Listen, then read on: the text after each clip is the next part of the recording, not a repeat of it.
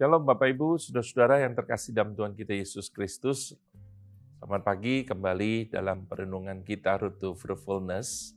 Kita merenungkan kitab Amsal dan pada pagi ini tiba pada Amsal 16 ayat 11 demikian bunyi firman Tuhan. Timbangan dan neraca yang betul adalah kepunyaan Tuhan. Segala batu timbangan di dalam pundi-pundi adalah buatannya.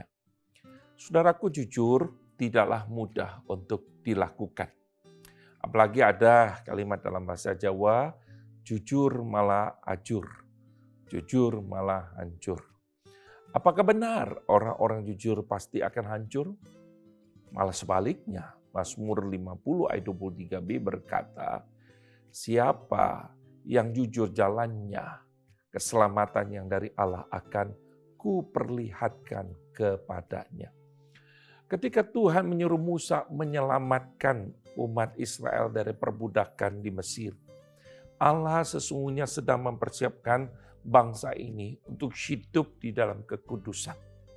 Pembebasan umat Israel dari perbudakan di Mesir adalah sebuah langkah awal mereka memasuki kekudusan hidup bersama dengan Allah. Itu sebabnya Allah memberikan hukum-hukum, prinsip-prinsip yang mengatur hidup mereka sebagai umat Allah. Allah tidak melarang mereka berusaha. Selama mereka diperbudakan, hidup mereka hanya menjadi budak tanpa ada kebebasan. Allah memberikan kebebasan kepada mereka.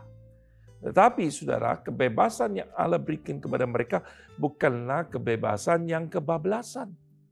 Allah memberikan batasan kebebasan yang seharusnya mereka lakukan sebagai identitas umat Allah. Jika kita membaca kitab Musa, maka kita akan menemukan Tuhan mengingatkan mereka berulang-ulang tentang timbangan, ukuran, neraca. Allah ingin hidup mereka tercermin dalam ukuran-ukuran sekecil apapun dalam hidup mereka.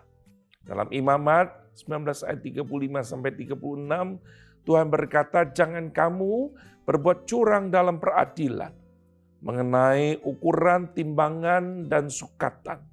Neraca yang betul, batu timbangan yang betul, eva yang betul, dan hin yang betul haruslah kamu pakai. Akulah Tuhan Allahmu yang membawa kamu keluar dari tanah Mesir. Orang yang melakukan kecurangan, Tuhan tidak akan tinggal diam.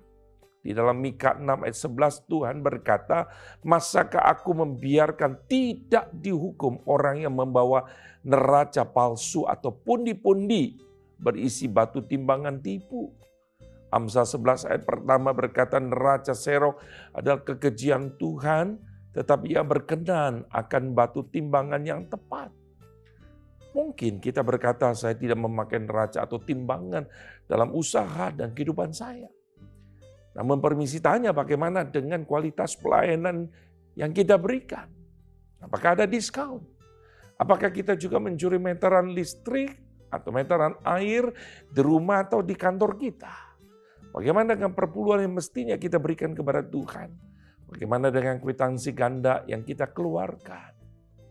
Rasul Paulus dalam Efesus 4 ayat 28 berkata, orang yang mencuri janganlah ia mencuri lagi, tetapi baiklah ia bekerja keras dan melakukan pekerjaan yang baik dengan tangannya sendiri, supaya ia dapat membagikan sesuatu kepada orang yang berkekurangan.